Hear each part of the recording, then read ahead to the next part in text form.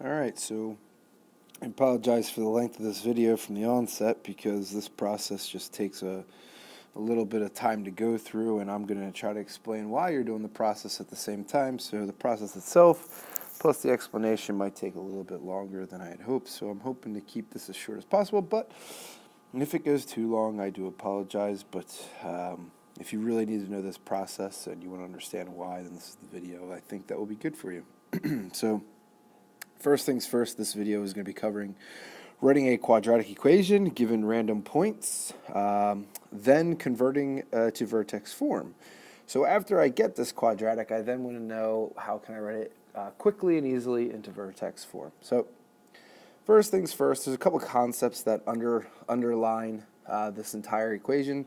The first concept will be any number added to itself or to its opposite is 0, so i.e. 5 plus -5 equals 0, or algebraically speaking, an x plus like a negative x, a 3 plus a negative 3x, they're all going to give me 0. And that's going to be extremely important in a process that we are going to do. The second concept is going to be an equation can be manipulated in any way, presuming I adhere to the laws of equations. So it's an important concept to understand that the beauty really of equations is I can do whatever I want to them as long as I adhere to the properties of operations, which are exponents, multiplication, division, addition, subtraction. And the third concept is going to be y equals ax squared plus bx plus c. Essentially what I'm just putting here is your concept is equations. So you need to know the equations of what things look like. So in a quadratic, we have coefficients, so we have the coefficient of the actual quadratic term in the problem, and the quadratic term in the problem is actually this x squared, so the coefficient is a. The coefficient of the linear term, because it's just an exponent of 1, is the b, and then we have the c, which is the constant in the problem, which is essentially our y-intercept of the equation. And then we have this equation down here. This is actually the vertex form of an equation, and I will show you how you can quickly go from here to here once we get there. But what you need to know from this is that h and k are actually the coordinates of the vertex in xy pair. We're just calling them h and k because to denote that they are something special. They're not just some random x's and y's, that they are generally important, meaning that they're the vertex. And the last thing we'll note here is the other equation I'll be using throughout this video is h equals negative b divided by 2a. And that's important because basically once I have a quadratic, this is how I'm going to get my x coordinate. Okay, so I got one more concept we're going to talk about, and this is more or less kind of like a review problem. So the review problem we're going to be talking about here is the idea of the elimination method. So this is a algebraic 1 concept that people learn, and it's a system of 2 equations, and you learn to do this via the elimination method. So I'm just going to run back through this because I am going to be using this method, except I'm going to be using it with more variables, more equations, and I don't want you to get lost in when I go over this. So the elimination method basically is this idea that you want to eliminate variables.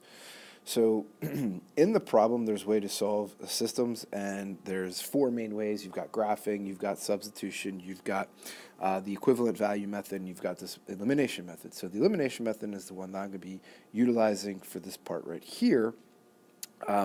However, I do want to point out to you that the goal is to basically manipulate this equation and this equation so that either both the x's or both the y's have an identical coefficient. So the other thing I can do is that I also am going to utilize that first concept. That first concept I talked about was the idea that you have to have a positive and a negative so that they can make 0. So the elimination method is really not this thing where you just cross things out. This elimination method is this idea of literally creating one of your variables to become 0. So the way that you essentially do that is you observe your first coordinate pair and you say, okay, what can I turn 4 into that I can also turn this number 1 into? So if it's not there, there is a 1 there. So the y also has a 1 in front of it. And what I like to utilize is a process, and I like to find the LCM. So I like to say, let's look at what the LCM of 1 and 4 would be. And the LCM would be the least common multiple. So what is the smallest number that both 4 and 1 can divide? And the answer to that is 4, okay? And then we also look at the other pair, okay? And the other pair is 1 and 3. So I have a 1 and I have a 3. So I'm looking at what is the LCM of 1 and 3. So now I'm trying to pick the path of least resistance. So these can be both divide the number 3. So at this point, I'm going to decide, do I want to manipulate? Sorry. Sorry, God bless me. So I'm going to decide at this point whether I want to turn my x's and manipulate them and turn them into 4s, or do I want to turn my y's into a 3. So at this point, I'm going to choose the path of least resistance, and I'm going to manipulate it so I turn it into 3s. So once I decide 3, what I like to do is I like to get this 4 out of Dodge. So what I'm going to do is I'm going to get rid of the 4, and now I'm just going to ask myself, how do I turn both these y's into 3s? So the first 3 is already a 3. I don't need to worry anything about it. So what I'm actually going to do, so that I know I don't have to do anything here, is I'm going to record this work over here. If I don't have to manipulate an equation, I'm going to drop it over. I like to put it to the right. That's just me when I do my work. So I'm writing 4x plus 3y equals 20. But if I have to manipulate it, then I'm going to do my multiplications over here where I have my work. So that's kind of the reason why I like to do that as well. So in this case, I'm now asking myself, how do I turn 1 into 3? Now, I don't just want to add 2 y's, because if I add 2 y's, there's an important property that we have to follow, because you need to remember we're inside of an equation. So what I do to one side, I have to do to both sides. Now, I don't want to change this -2 to having variables with it. And if I use addition, if I add 2y on this side, then I'm going to have to add 2y over here. And the last thing I want to do is introduce variables over here. So what I want to do is I want to find a way that I can manipulate this 1 into a 3 that doesn't affect this being changed. And the way that you do that is actually through multiplication. So multiplication is just raising the amount of something of that value. And the way I turn 1 into 3 is to multiply it by 3. Now, again, what you need to remember is if I use multiplication within an equation, that you have to multiply everything, which is why you will see a lot of your teachers decide to put this in parentheses, because now I'm showing a distributive property problem throughout this property. So I now have 3 times the 1, so I'm going to do my distributive property. What's extremely important, though, is that you don't forget this third thing. That's why I always put it in parentheses. If you want to, I suggest maybe putting a 3 over there too. However you want to do it so you remember it. But anyway, I'm going to do my distributive property, so I end up with 3x plus 3y is now equivalent to -6. So now that I've manipulated it so that my coefficients are the same, okay, that's what I always like to do. I just like to manipulate it to the 3, okay. Now I'm going to make sure that they do actually cancel. And the only way 2 numbers actually cancel is if they are opposites. Well, right now, if I look at my y's, which I am trying to eliminate, they're both positive. I don't want that. Remember from that concept before that I was talking about, I need 1 positive, 1 negative.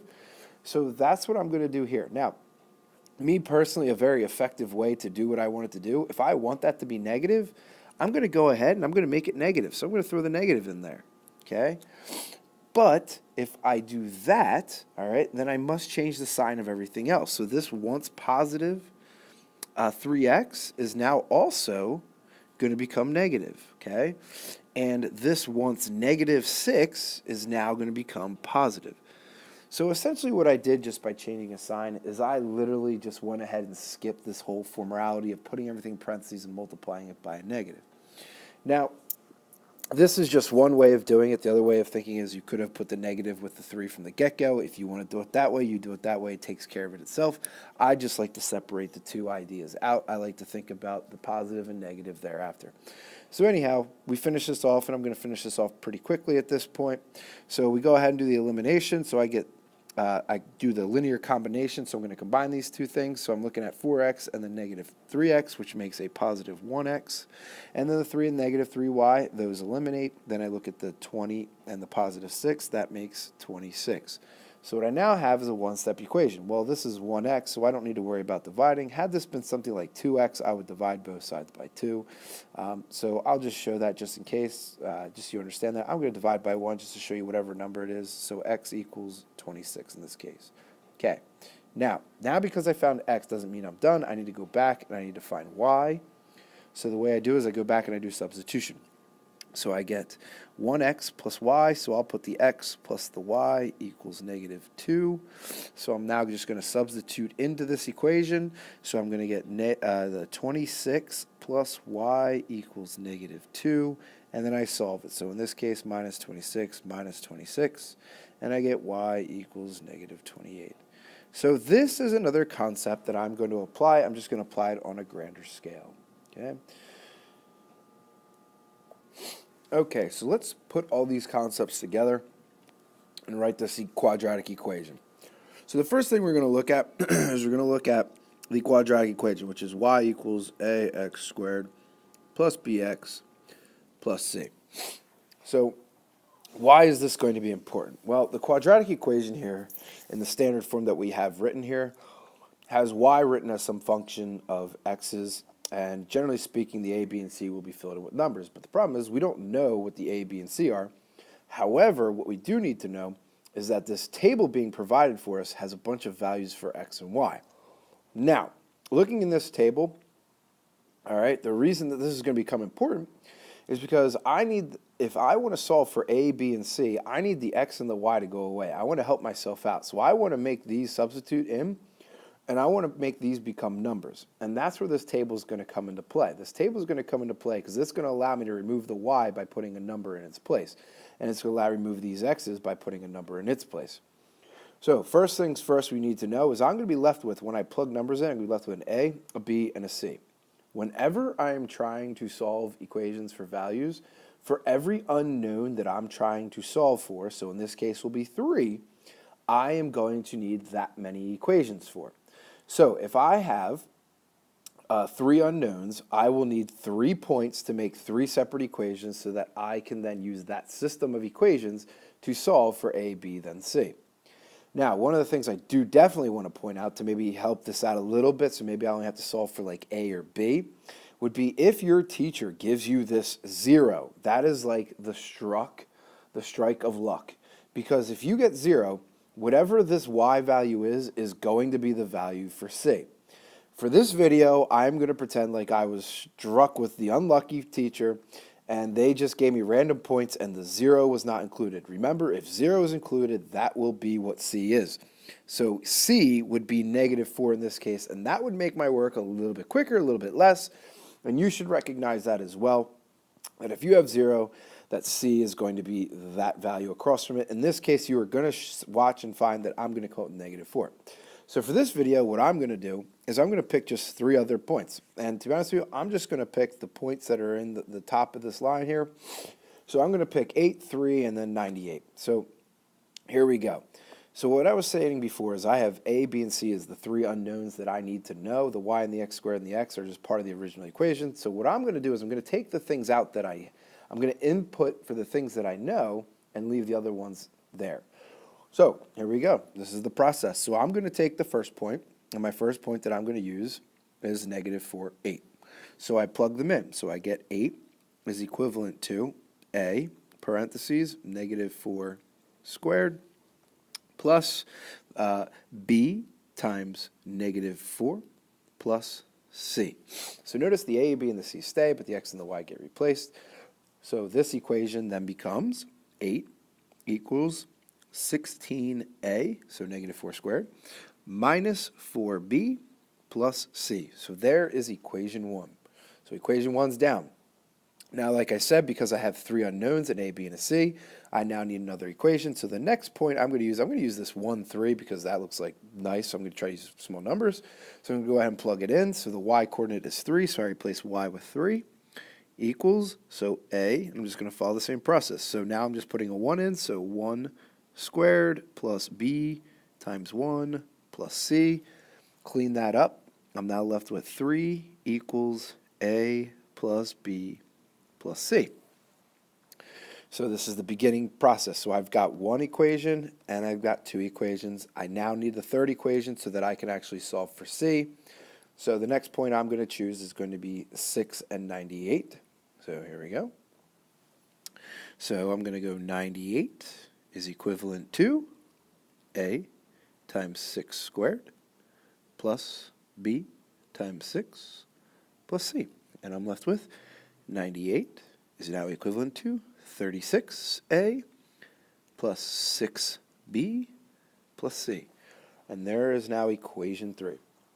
So again, if you are given if you are given the 0, -4, you will still have to make a third equation. You can't avoid that piece, but it will make your equations a little bit quicker at the end. So just be careful about that, but you still will need 3 equations. So my 3 equations are now highlighted as 1, 2, 3. So I'm going to clear them up from this mess here, and I'm going to just put by themselves. So here we go. So here are my 3 equations. So we came up with that 8 equals 16a minus 4b plus c. And now at this point, what I want to do is I want to systematically go through and I want to go back to concept 4. So I want to take something that's in 3 variables and turn it into 2 variables. So I'm going to try to whittle my way down to the point where I always get down to just 1 variable. And the way I'm going to do that is through the process of double elimination. So what I'm going to do is I'm going to eliminate one of the 3 variables. And then what that's going to do is going to leave me with 2 variables. And then when I'm left with those 2 variables, I'm then going to be in an algebra 1 problem, which I'm going to eliminate one of those. So I am going to have to do, because I have 3 unknowns, I'm going to have to write a double elimination problem kind of here. So the way I'm going to do that is I am going to recycle and use one of these equations possibly twice. So I'm going to choose to use this equation twice.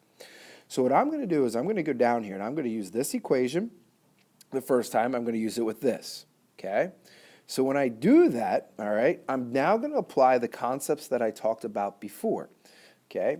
And what I'm going to do here is, is that I'm going to go ahead and I'm going to use the elimination method. So the elimination method, that very first principle we talked about, if I want something to eliminate, that I want it to be opposites. Well, the nicest thing about all these equations, if you notice at the very, very end, they all say plus C. So what I'm going to do is I'm just going to get rid of the C's first. So what I'm going to do is I'm going to make this, in this case, they're both plus. I'm going to choose to make the bottom one here a negative. So now just remember that when I make one thing negative, if I change its sign, so it went from positive to negative, I got to change this B. All right, this B now needs a negative, so I'm going to put a negative. This A needs a negative, and this 3 needs a negative. And now I do the combination of the 2. So now what I'm left with is 8 minus 3, which is 5, equals 16 minus A, which is 15A. And then I'm left with negative 4 minus B now, because I changed it from a plus. So minus B, which leaves me negative 5B. Okay, and then I look at the C's, so positive C, negative C, those cancel out, and then I move forward. So now what I have is I've got one equation in 2 variables of 15A and negative 5B. Equal to 5. So now what I'm going to do is I'm also going to recycle this equation again. I'm going to just use it again. I'm going to do the same thing that I just did, except I'm going to use this second equation. So for you, you would just write this problem out again. You place it on top. And now I'm just going to follow the same process. So the first thing I'm going to do, all right, is I'm going to write this problem out, and I'm going to do the same thing I did before. I'm going to take a look at the C's, and I'm going to say, okay, let's eliminate those C's. Now, once I decide to eliminate the C's before, the second time I do this, I don't have a choice to eliminate anything but the C's. And the reason for that is because the next equation I write, I also want it to have A's and B's. And the reason I want it to have A's and B's is so that I can perform elimination again next. Okay, so here we go. So I'm going to eliminate C's again.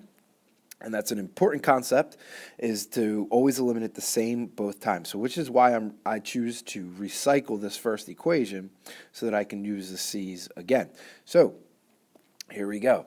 So now what I'm going to do is I'm going to take these C's and I'm going to make them opposites again. So here we go. So the bottom C, I'm going to make it into, I have one positive and the other positive, so I'm going to make the bottom one negative. Now once I make one piece of the equation negative, once I change the sign, I'm going to change the signs of everything else. So that positive becomes negative, that 36 becomes negative, and that 98 is now also going to become negative. So from now, I just combine them. So I get 8 minus 98, which is negative 90, is equivalent to 16 and negative 36 make a negative 20a, negative 4b and negative 6b make a negative 10b, and c and negative c, again, those cancel out. So now I've accomplished my task of getting these three equations. Okay, I'm eliminating them so that I can eliminate down to the a, and then I'll build my way back up to get into the c. So now let's go ahead and look at, well, how do I get to the a? So here we go. What I ended up with was 5 equals 15a minus 5b. So the way I get to the a, all right, because the end goal, again, if you look down here at the bottom, is going to be to fill in the a, the b, and the c. So now what I want to do is I want to get rid of the b's so that I can get to the a's, so that way I can fill in the a. And once I know the a, I'm then going to go back to this equation and find for the b's. So here we go. So the same way we find out. So now I want to eliminate the b's. So basically I'm going to look at 5 and 10 and say, okay, what can I turn these into? And what I can turn these two things into is I can turn both b's into the number 10. So what I'm going to take a look at is the first equation up here, which is 5 equals 15a minus 5b, and the way I turn that into 10 is I just multiply it by 2. Now I'm ignoring the sign at first. I just want to get them so they're both 10, and I'll look at the signs later. So the 5 and the 2 makes 10, so I'm going to go ahead and distribute through. So here we go. So what I'm left with now is I'm left with the equation of 10 equals 30a. And then it's going to be 2 times a negative 5b, which is a negative 10b. So now from here, I'm then going to go ahead and I'm going to look at the second one. Well, negative 10b, it's already at 10. So what I'm going to do is I'm just going to bring this equation down below. So I get negative 90 is equivalent to negative 20a minus 10b. So now, before I move on, because I'm almost there, I'm almost ready to perform that elimination piece, what I need to do, again, is I need to go back to this concept 1. And concept 1 is I got to have a positive and negative to cancel. Right now, both of my 10s are negative. So all I'm going to simply do is, I think the most efficient way, is to change that negative into a positive. But remember, once I change the sign of one of them, I got to change them all. So that negative 20a now becomes positive, and that negative 90 now becomes positive. And what I'm going to do is I'm now going to combine these two. And when I combine these two, the b's go away. And now I'm left with this new equation of 100 is equivalent to 50a. Oops, sorry. To 50a. And now why is this a brilliant thing? Because you can only solve equations that have one unknown in them. And now I'm down to a one-step equation. So 50a, divide by 50, divide by 50. And I now know that the value of a is 2. So I began off my equation. I can now begin to start off and filling in my stuff. So the value of a is going to be 2. So I go ahead and fill it in. So now I need to figure out b. Well, much like you did in Algebra 1, you take this and you plug this back into one of the systems with two variables. So I'm going to choose to plug it into the first equation. So now I take this and I go okay, and I say 5 is equivalent to 15 times a, which is now the value of 2, minus 5b. And what I do is I now solve this. And when I solve this, I get 30. So I get 5 is equivalent to 30 minus 5b. So subtract 30 from both sides. Subtract 30, so negative 25 is equivalent to negative 5b. Divide by negative 5, divide by negative 5. I now know that b is 5. I go ahead and fill that in. So then from here, it's just a matter of finding c. So now how do I find c? Well, now I go back to one of my original equations. So now I'm working my way back up. Once I find a and b, I go back to the equation that has an a, b, and a c in it. And the easiest one that I have is this 3 equals a plus b plus c. So that's relatively easy, so I'm going to go ahead and plug it in. So I get 3 equals, well, a is 2 plus b, which is 5, plus c. And now I just go ahead through and go through it. So this is 3 equals 7 plus c. So 7 minus 4, so c must be, like I said to you before, c is negative 4. So why is that important? Because remember in the table I was talking about 0 being across from negative 4. So at the end of the day, if you have 0, save yourself some time on this last little step, but if you don't, then you do what I just did. You plug it into one with the 3 variables, and now you get c is the value of negative 4. So now what I have is I've got my quadratic equation, check. So, long daunting process, and it's been like 20 minutes at this point. So believe me, it takes a little bit less time when you do it on your own, but I'm actually doing and explaining, so it's going to take a little bit longer. So now from here, what we have to do is we have to convert this into this vertex form. Now, this isn't really that bad because what we're going to utilize here is we're going to utilize the equation of h equals negative b divided by 2a, and that gives me my value for h. So what we have over here, what we need to recognize, though, is that I want to fill in for the variables that are not y's and x's. I actually want to fill in for the a, the h, and the k. And that's relatively easy to do. So what we're going to do here is we're going to go down. We're going to build a little thing here. It's y equals. So a, we need a box for a. I'm just going to put a box for that a there. We don't need to worry about the x. The minus, we need to fill in for that h, right? So we want to fill in for that h, parentheses, and then plus, and then I need a box for this k. So I'm just making a little template here. So to remind myself, I got to plug in for 3 things. Well, a, we already know what a is, and the a is the leading coefficient of the x squared, so that's a 2. So that one's easy enough.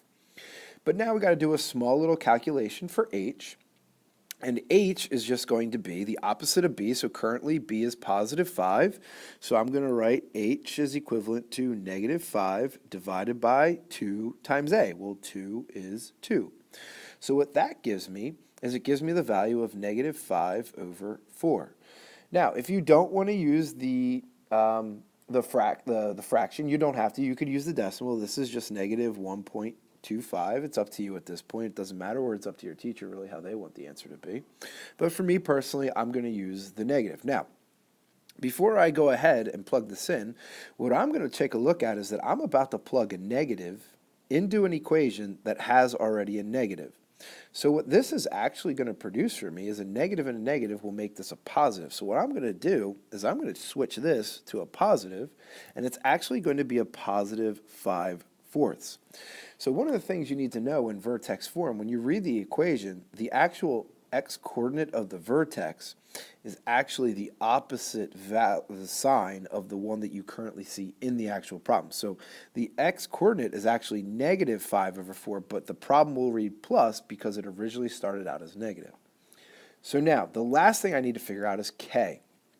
Well, this isn't too bad. The way you find k, well, if I know x, which is h, so h is an x-coordinate. That's the next thing that we have to talk about. And because now I have h as the x-coordinate, what I can do is I can go ahead and plug this h value up into here, and that will give me the output for the vertex. So I go ahead and plug it in, so I get y equals 2 times negative 1.25 squared plus 5 times negative 1.25 minus 4. So now what I'm going to do is I'm just going to go ahead and, me personally, I would just plug all this into a calculator once and hit enter. So that's what I'm going to do, and I will end up getting y equals negative 7.125, or if you recognize the 0.125, that is negative 7 1/8. So you can use this or you can use this depending on what your teacher wants. You can convert back and forth. But anyway, I'm just going to use the decimal, so negative 7.125. So what I have now is I've now got this thing in vertex form, and I think that's the easiest and most efficient way to do so. So if you have any questions, please post them below. I'll do my best to answer them. Or if you'd like to see another video, let me know, and I'll do what I can do. And yeah, if you liked it, please hit that like button and subscribe.